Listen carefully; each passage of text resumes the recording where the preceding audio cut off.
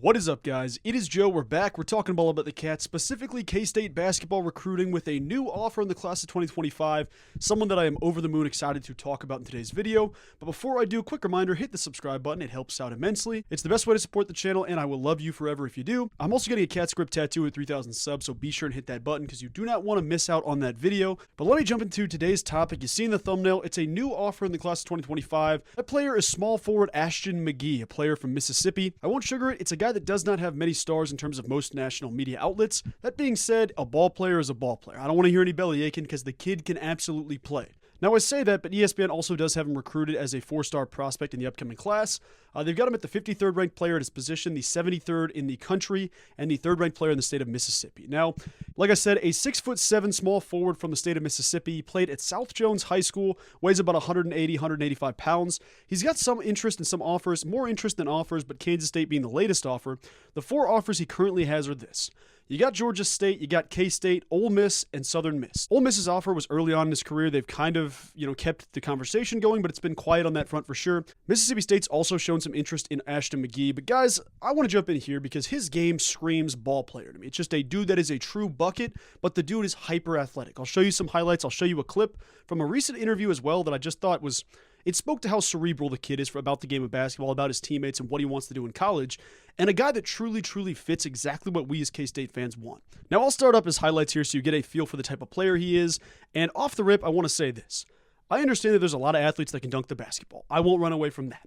There's a lot of athletes that are hyper-athletic. There are a lot of dudes that can do one specific thing. The first half of this highlight tape were him throwing ridiculous dunks down. The guy goes through the legs, up and over, windmill dunk in a game. Like, that's insane to see. In an actual game, he's not just doing that in practice. He's going between the legs, windmill here and there. He's got some 360s. He's got just massive high-level jams, posterizing dudes. You see that upside. And I understand that some people are going to sit here and say, well, he can just dunk the basketball. Guys, just... pump the brakes. Give it a half second here. We have some patience because the second half of this highlight tape is entirely him shot creating. He's dunking basketballs. He's stepping out, shooting the 3-ball. He looks so good at every single facet of high school basketball, and it does blow my mind that he's not at least a 3-star kid. But you also understand that some dudes just slip through the cracks for various reasons. It doesn't mean their path to the pros eventually is any different. It just means that they're guys that have to take it a little bit one step at a time. Guys that say, you know what, I've always had a chip on my shoulder. Let me get to the next level my way.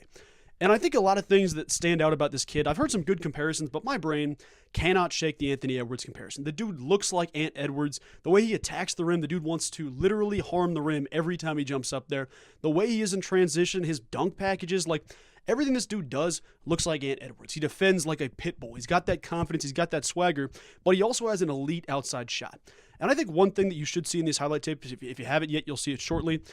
His elevation on jump shots, not just on dunks, because he goes up hard no matter what, but when he steps back, when he jumps straight up for an outside 3 or a contested shot, the dude's elevation is unreal. That is NBA elevation on every shot from the field. It doesn't matter who's defending him. He's not getting a shot blocked because the dude's jumping 1.5 feet, 2 feet in the air every time he elevates. That is such a crazy thing to see consistently, and he stands out on tape. Now, I understand that there's going to be guys that say, well, Kansas State was going big game hunting. They were swinging only for 5 stars. Now you're going to guys with 5 gray stars. Guys, genuinely shut up about that, man. I want dudes that play the game of basketball the right way, that compete, that want to work their tails off. K-State has made a living in both basketball and football with guys that are under-recruited, chip on their shoulder type guys that want to come in and work. In the era of college basketball today, getting a kid that maybe doesn't have the elite offer list that most do in the country, you're going to find a dude that is extremely reliable, a guy that is extremely loyal to the dudes that gave him a shot. This feels like the situation with Ashton Magee. Now, I do want to play this because I think this is something that all K-State fans need to hear, and I'll give credit to WDAM7 for the interview clip. They interviewed him as well as one of his coaches or his head coach, and they talked about the process of this recruitment a little bit. I just want to cut right here. Listen to how this kid talks. Listen to the next level maturity he has at such a young age. I feel like I can come in and be a young leader. You don't find that much once you go to the next level. I feel like I can come in, be able to guard 1 through 4, be very versatile. Being able to offer something that a lot of freshmen can't offer. Once I step between these 4 lines, everything that's outside goes away. So I live in the moment for sure. If you could build a player, he's probably the player that you'll end up with. And I'm speaking not just from the physical standpoint, but the mental standpoint, the attitude. He's the first one, if someone's on the floor, to pick him up. He's the first one to celebrate his teammates.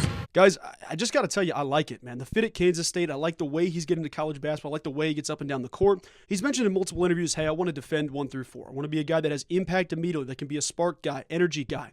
He doesn't have to go out there and be a guy that averages 30 and 10 every single night, but the dude's going to immediately understand, hey, I'm not going to get on the court if I don't compete every single day in practice. And from the sounds of what his coach was saying, like, this is a dude that shows up for his teammates, that shows up for his coaches, shows up for everybody on the basketball court, the fan base. You got to love the attention to detail he has. And also the fact that the coach slipped in the line about if you could build a player, it's him.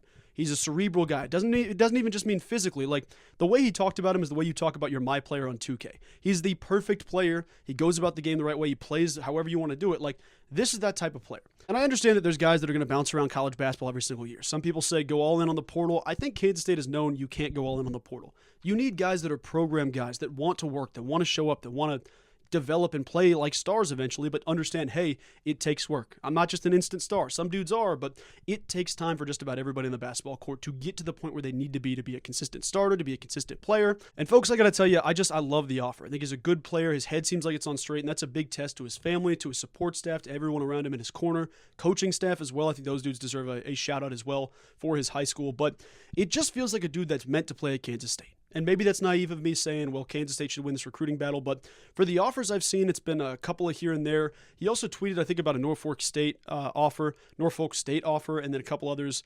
Off the top of my head, I can't remember. Maybe Bethune-Cookman. I'm kind of just rambling, but I do remember a couple of different offers as well as the ones presented. But the big competitor here, I think Kansas State's in the driver's seat.